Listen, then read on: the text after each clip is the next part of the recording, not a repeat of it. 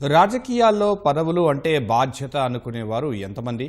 అధికారం ఉన్నా దర్పం లేకుండా సేవా స్ఫూర్తి కాపాడేవారెందరూ? ఎన్నికలు వచ్చినప్పుడు మాత్రమే నాయకులు ఇళ్లకు వస్తారనేది నేటి మాట. కాలం మారే కొద్దీ రాజకీయ పోకడలు మారుతున్నాయని అంటున్నారు మాజీ ఎమ్మెల్యే.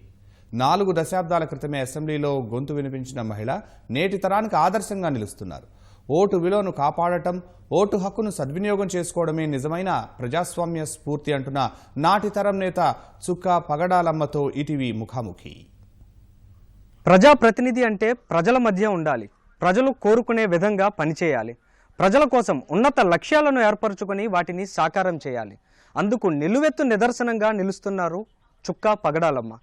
1972లో పాతపట్నం నియోజకవర్గం నుంచి ఎమ్మెల్యేగా ఎన్నికైన పగడాలమ్మ నిరాడంబర జీవితాన్ని కొనసాగిస్తూ ప్రస్తుతం మనం చూస్తున్నటువంటి ఈ ఇంటిలోనే ఉంటున్నారు. నీతికి నిజాయితీకి ఆదర్శంగా నిలుస్తూ ప్రస్తుతం ఈ గ్రామంలో ఉన్నటువంటి ప్రతి ఒక్కరికి కూడా ఒక స్ఫూర్తిగా పయనిస్తూ ఉన్నారు. ఆవిడని అడిగి తెలుసుకుందాం ప్రస్తుత రాజకీయ వ్యవస్థ ఏ విధంగా ఉంది, అసలు భవిష్యత్ భావి తరాలకు ఏ విధమైనటువంటి వ్యవస్థను ప్రస్తుతం ఉన్నటువంటి సమాజం అందించాలనే విషయాలను. నమస్తే అమ్మ, మీరు ఎమ్మెల్యేగా పనిచేశారు, కానీ ఇప్పుడు పూర్తి నిరాడంబర జీవితాన్ని గడుపుతూ ఉన్నారు.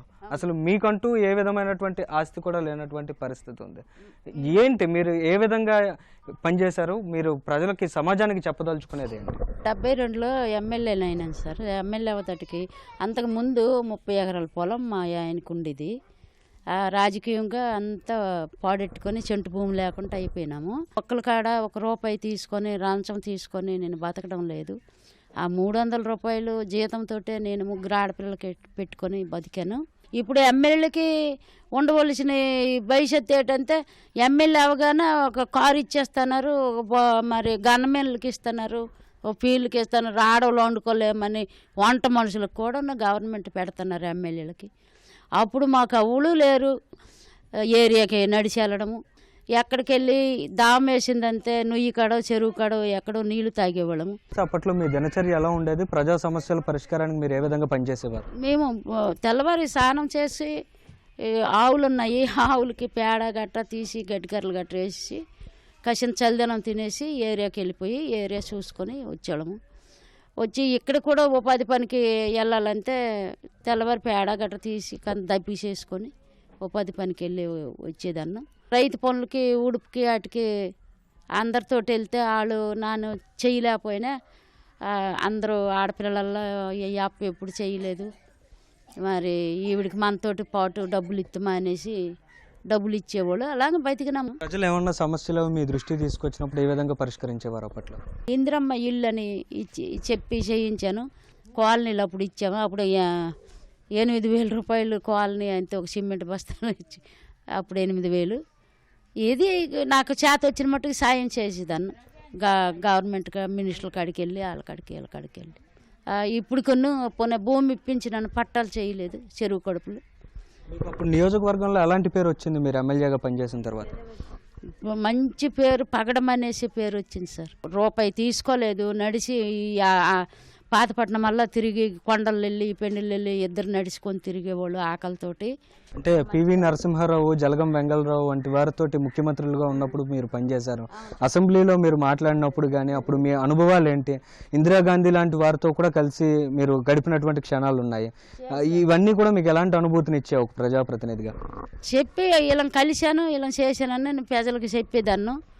ఎవరికి ఏది కావాలంటే మళ్ళీ మోసుకెళ్ళి మినిస్టర్లతో చేయించేది. జలం వెంగళరావు అంతే తోడపుట్టిన తోడులాగా ఏదైనా మరి నా అమాయకంకే కావాలి. వాళ్ళు సానుభూతి చూసి చేసేవాళ్ళు. ఈ హాస్పిటళ్ళని ఇప్పుడు కర్జాడలో హాస్పిటల్ కట్టారు, నేను చేయించింది అని. ఆలంధ్ర రోడ్డు నేనే చేయించాను. మెలిపుట్టు నుంచి పాతపట్నం బర్నిక్వాట హాస్టల్ వేయించాను గిరిజనులకి. ఇక్కడ హాస్టల్ వేయించాను, హై స్కూల్ పెట్టించినాను, డిపో పెట్టించాను. నా చేత వచ్చిన మట్టుకు చేయించాను, కానీ నేను ₹1 తీసుకోలేదు. మా ఈదోళ్ళు మగవాళ్ళు కర్రలకు వెళ్ళి భుజం మీద కర్రలు తెచ్చి తోటలు దించి తరల వెళ్ళి అమ్ముకొని వచ్చి రాత్రి 8 గంటలకు అడ్డడు తవడ బియ్యం పట్టుకుని వచ్చేవాళ్ళు. ఎమ్మెల్యే అయిన తర్వాత నేను ఎకరేసి పొలం ఇచ్చాను సార్. పొలం ఇచ్చిన కానించి ఆ చెయ్యి రాజేటో ఇందిరమ్మ పేరేటో అందరూ ఇప్పుడు కంత గెంజి తాగుతున్నారు సార్. కష్టపడుతున్నారు, లేదు రేపటికి లేదని మా ఈదులో అండం లేదు సార్. నిజాయితీగా నాయకులు ఇప్పుడు అవులున్నారు సార్. ఇప్పుడు అందరూ డబ్బుతోటే సూట్ కేసులతోటే తిరుగుతున్నారు.